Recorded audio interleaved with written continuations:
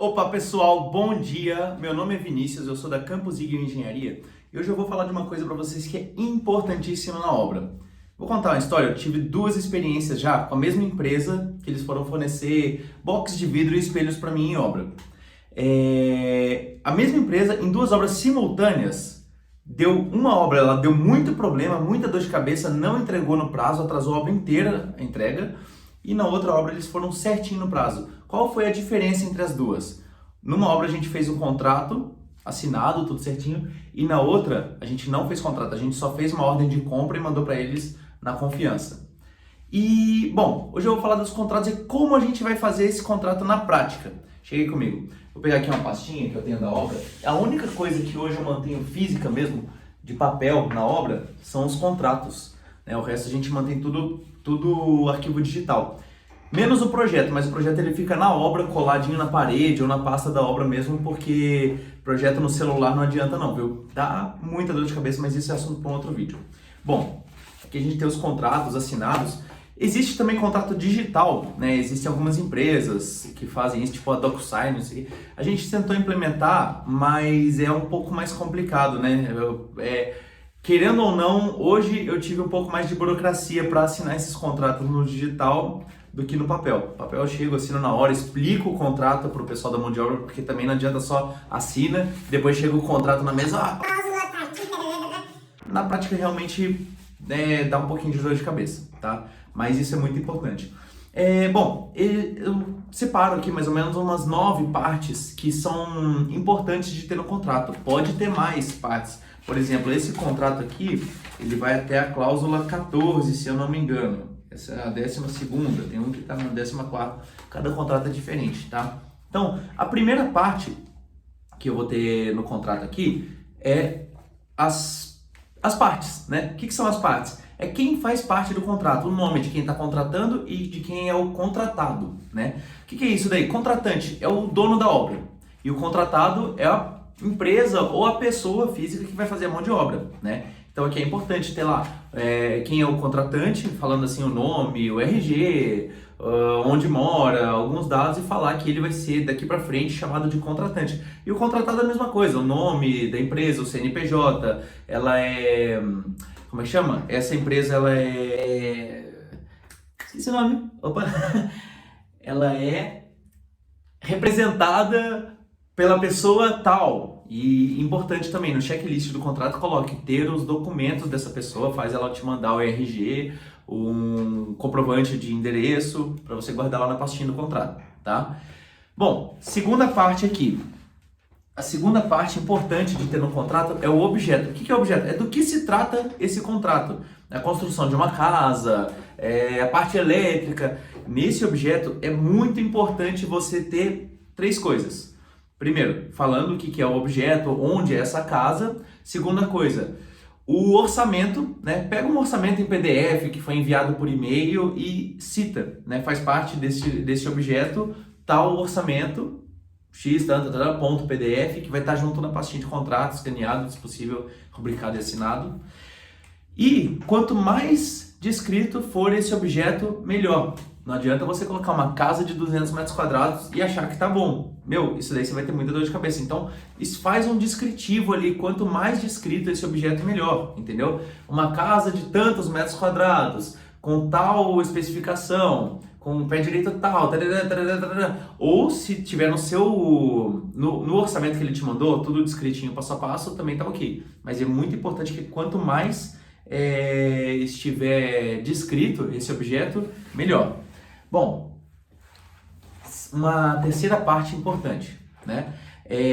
O preço, né? O preço pelo qual você contratou esse objeto, né? Então não adianta ter tudo lá, a gente tem que ter o preço, quantos R$ 1.000 e, se possível, também descrever quantos reais é cada parte do objeto, né? Não ter só o preço total, mas quanto custa cada parte.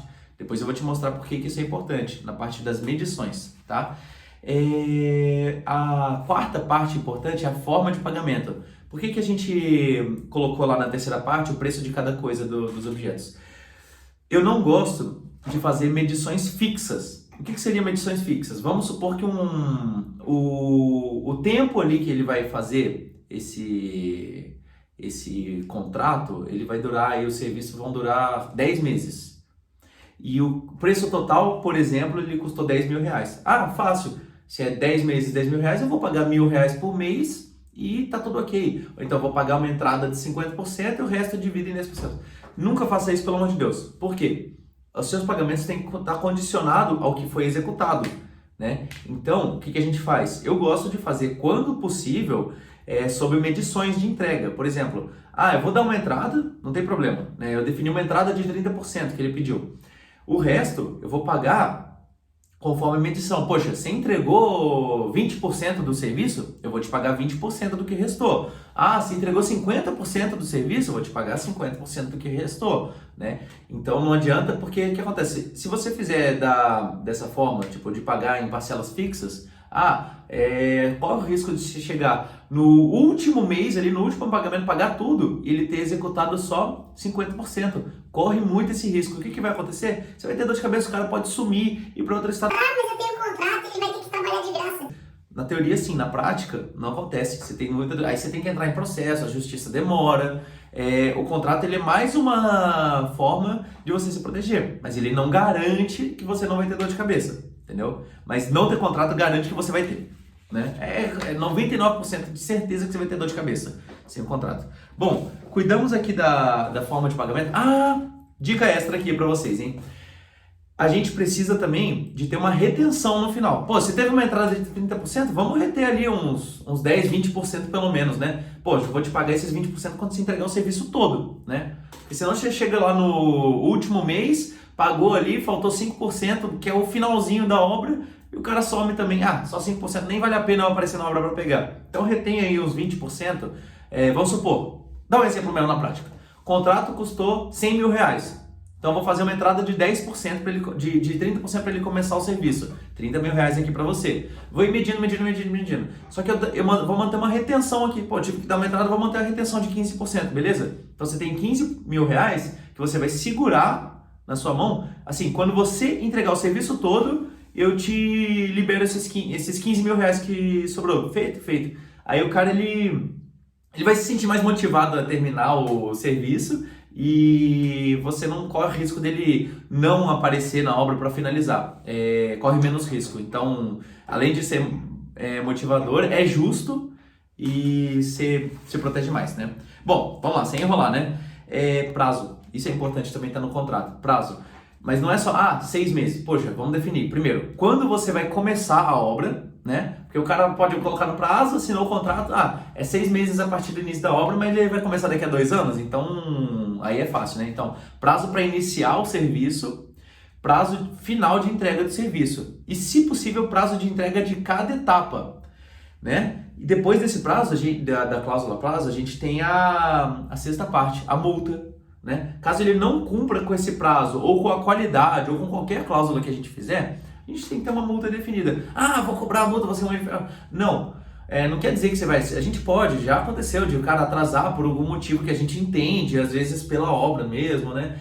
Quando é pela obra a gente não cobra multa, logicamente, mas quando é por culpa dele, já aconteceu da gente perdoar essa multa. Mas, poxa, você tem o poder ali e o cara, a mulher, né?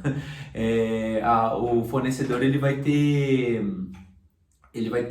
mais medo, né, de não cumprir. Ele vai ter mais preocupação de cumprir com a sua obra, caso tenha uma multa. Poxa, uma multa de 20% por causa de atraso. E aí, se você tem o prazo de cada etapa, você não precisa cobrar essa multa no final, entendeu? Poxa, já vou descontar aqui na sua medição, né? Se eu tenho, o prazo para entrega de tal serviço, eu desconto a multa, você atrasou aqui, já vai cortando. Então a pessoa já vê que você não está brincando, né? Que não é para levar nas coxas. Então ele já sente a multa antes de ter entregue tudo, né? Bom, depois de ter definido essa multa, a gente teria a sétima parte, que seria a obrigação das partes. O que o contratante é obrigado a fazer? O contratante é o dono da obra. Ele é obrigado a fornecer energia elétrica, fornecer livre acesso do canteiro, fornecer boas condições de trabalho, acesso de máquinas e tudo mais. Cada contrato ele vai ter alguma certa obrigação. E a obrigação do contratado é entregar a obra no prazo, entregar a obra bem feita, com a qualidade, respeitar as normas do condomínio. entendeu? O horário de trabalho que ele vai falar, que ele não vai usar materiais tóxicos, que ele vai usar os EPIs, e tem muitas obrigações que aí você vai colocando nessa cláusula, né? Eu vou mostrar aí para vocês mais ou menos como é que a gente faz. E a oitava parte, a gente gosta de falar da garantia. Poxa, a garantia é coberta por lei, mas é importante que o fornecedor ele saiba das garantias que ele está fornecendo na hora de assinar o contrato.